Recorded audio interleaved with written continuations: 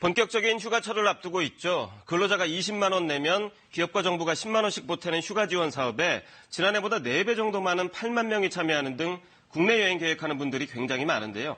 경제인사이드 오늘은 국내 휴가 비용에서 큰 부분 차지하는 교통비 아끼는 방법, CNI 소비자연구소 조윤미 대표와 함께 자세하게 알려드리겠습니다. 어서 오십시오. 네, 안녕하세요. 네. 이 국내 여행 비행기로 갈 때 아이 있는 집 고민 중에 하나가 이 좌석을 표를 하나 더 사야 되나 아니면 그냥 무릎에 앉아서 갈까 이거거든요. 네네. 좀 좋은 방법이 없습니까?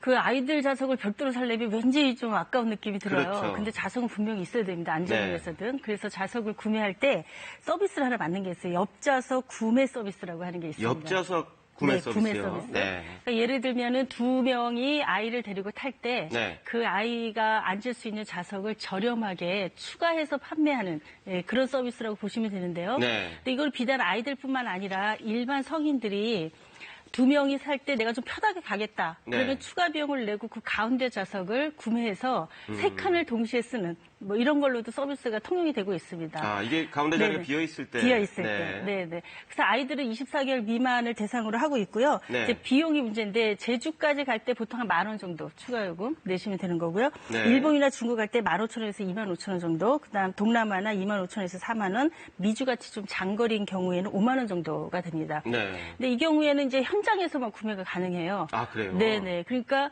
미리 항공사의 옆좌석 구매 서비스가 가능한지 여부를 확인하셔서 가능할 경우에 이렇게 활용하시면은 굉장히 저렴하게 한 좌석을 여유 있게 가져갈 수 있다. 이렇게 보시면 될 것 같습니다. 특히 장거리 노선 갈 때도 그렇고 좌석에 비어 있는 것들을 꼭 확인하셔서 현장에 빨리 가서 이걸 예약하는 게 굉장히 좋겠군요. 그렇습니다. 기차 여행 요즘에 많이 하잖아요. 분위기도 있고 굉장히 좋은데 기차 여행에 정말 좋은 상품이 있다면서요? 그렇습니다.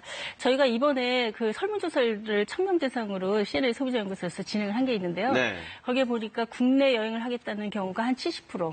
해외로 나가겠다 하는 경우가 30% 이런 정도 됐어요. 실제로 국내 여행이 굉장히 많은데 기차를 한번 활용해 주면 굉장히 좋을 것 같아요. 올해일 패스라고 하는 서비스가 올해 4월에 개통이 됐습니다. 이건 뭐냐면은 이제 KTX 때문에 사실 최근에 무궁화호나 새마을호 이용률이 좀 떨어졌어요. 근데 여기를 개조해서 관광 열차화 시킨 것이죠. 그래서 6개의 코스가 관광 열차로 개발됐습니다. 중부 내륙 관광 열차가 있고 서해 금빛 열차 저 이거 꼭 타보고 싶어요.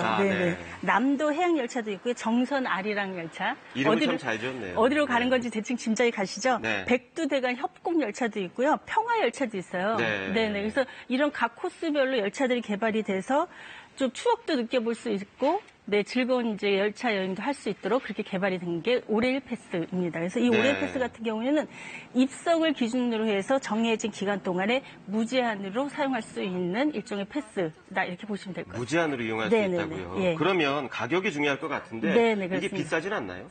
이제 3일권하고 5일권으로 서비스가 지금 만들어져 있는데요. 3일권 같은 경우는 어린이 49,000원, 어린이가 29,000원. 굉장히 저렴하죠. 그리고 5일권은 어린이 69,000원, 그다음에 어린이가 49,000원 정도 되는데요. 아까 입석을 기준으로 한다고 말씀드렸잖아요. 좌석을 내가 지정하고 싶다 그러면 추가 9,000원 요금, 기간에 관계없이 9,000원 요금을 내시면은 좌석을 지정할 수가 있습니다. 근데 주의하실 게 이 올해일 패스를 인터넷에서 예매해가지고 그 교환권을 출력을 해서 현장에 가서 이 올해일 패스랑 교환을 해야 되는데 이 올해일 패스는 종이로 만들어진 거고요. 한 번 발권이 되면 분실했을 때 재발권이 안 됩니다. 그러니까 잊어버리지 않도록 주의를 좀 할 필요가 있고요. 그리고 화면을 뭐 캡처해서 간다든지 이런 게 통하지가 않아요. 그러니까는 그 관리를 좀 잘하셔야 돼요. 티켓 관리를 잘하셔야 된다. 그것만 좀 기억하시면 될 것 같습니다. 뭐 이게 정해진 기간 동안 무제한으로 이용할 수 있다 보니까 꼭 이제 종이로 출력을 해서 가서 보여줘야 되는. 그래도 이 정도 가격이면 정말 훌륭한 것 같습니다. 혹시 고속버스에도 비슷한 상품이 있나요? 고속버스도 있습니다. 지금 프리패스라고 하는 서비스가 있는데요. 이 경우에는 고속버스를 자유롭게 이용하면서 전국을 오갈 수가 있는 그런 건데 우등하고 일반 고속버스에 적용이 되고요. 가격은 그 주말 제외했을 때 4일권이 75,000원, 그다음에 5일권이 11만 원, 그다음에 7일권 주말 포함해서 7일권이 13만 원 이렇게 되어 있어요.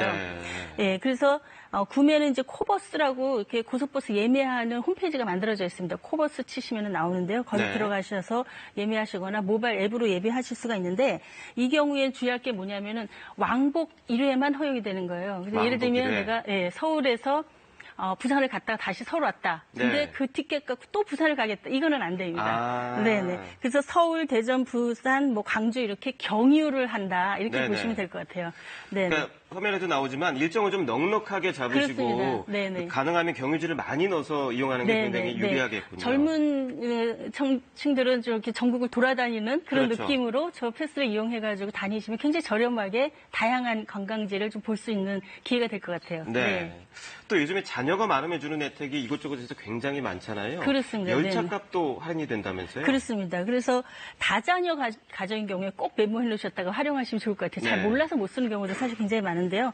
또 임산부에게 주는 혜택도 있습니다. 네. 먼저 임산부 말씀드리면은 임산부의 경우에 KTX에서 그 일반실 가격으로 특실을 이용할 수가 있어요. 그래요? 네. 네. 좀 편안하게 가시라고 하시는 거고 출산 후 네. 1년까지 가능하고 한 달에 8회 이용 가능합니다. 많이 쓸 수 많이 있군요. 쓸 수 있습니다. 굉장히 좋고요. 그다음에 SRT 같은 경우에는 지적자산을 30% 정도까지 할인을 해주고 있고요. 동반 1인 양쪽 다 KTX도 그렇고 SRT도 그렇고 동반 1인까지 허용을 해주고 있습니다. 그다음 다자녀 가정의 경우에 18세 미만의 자녀가 3명일 경우에는 KTX 같은 경우에는 한 3, 4인이 탑승할 경우에 어른 요금을 20% 할인해주고 있고요. 네. 5인이 탑승할 경우에 30%까지 그렇게 할인을 해주고 있어요. 네. 그다음에 SRT 같은 경우에는 이제 KTX 같은 경우는 홈페이지나 앱에서 그냥 이거 신청해서 구매하시면 되는데 네. SRT 같은 경우에는 공공 할인 신청하기라고 하는 사이트가 별도로 있습니다. 별도로 있군요. 네네. 거기에서 이제 미리 신청하셔서 예매하시면은 이 혜택을 받을 수가 있습니다. 네. 네네. 또 이 자녀가 많은 가족은 공항 이용할 때도 혜택이 네네. 있다면서요? 네. 보통 이제 장기 주차할 경우에 이제 사용할 수 있는 혜택인데요. 주차비 만만치 않아요. 만만치 않습니다. 네. 그리고 아이들이 많은 경우에는 사실 차를 가져가야 되는 경우들이 그렇죠. 많아서 장기 주차하게 되는데 그 경우에 한 50%까지 할인을 해줍니다. 네. 근데 우리가 지금 14개 공항을 갖고 있는데요. 그 공항마다 서비스 제공 방식이 조금씩 달라요. 이런 거 좀 다 통일해서 좀 이용하기가 편하게 하면 훨씬 더 활용도가 높아질 것 같은 생각이 드는데요. 네. 예를 들면 인천공항 같은 경우 제1 여객터미널하고 2 여객터미널에 있는데 양쪽이 또 쓰는 방법이 다릅니다. 1 여객터미널 같은 경우에는 가족관계 증명서, 자동차 등록증, 신분증 이런 거 챙겨갖고 가서 현장에서 50% 할인을 받아야 되고요. 네. 이 여객터미널 같은 경우에는 미리 사전에 홈페이지에서 등록을 해야 됩니다. 그러니까 두 개 방법이 편하네요. 다르고. 네네. 그래서 그 방법이 서로 다르다는 걸 기억하시고 그다음에 14개 공항에서는 출차 후에 7일 이내에 관련 서류들을 제출하면은 나중에라도 50% 할인을 네. 받을 수가 있습니다. 그래서 이것도 꼼꼼히 챙겨보시면 좋을 것 같아요. 네.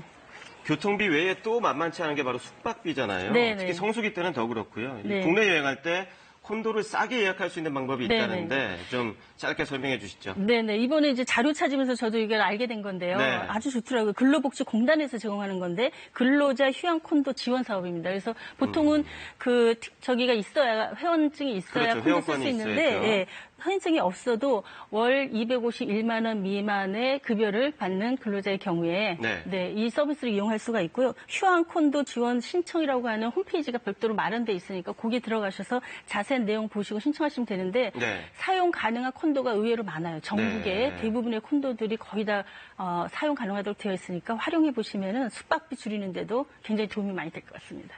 네, 오늘 알찬 정보 감사합니다. 감사합니다. 고맙습니다.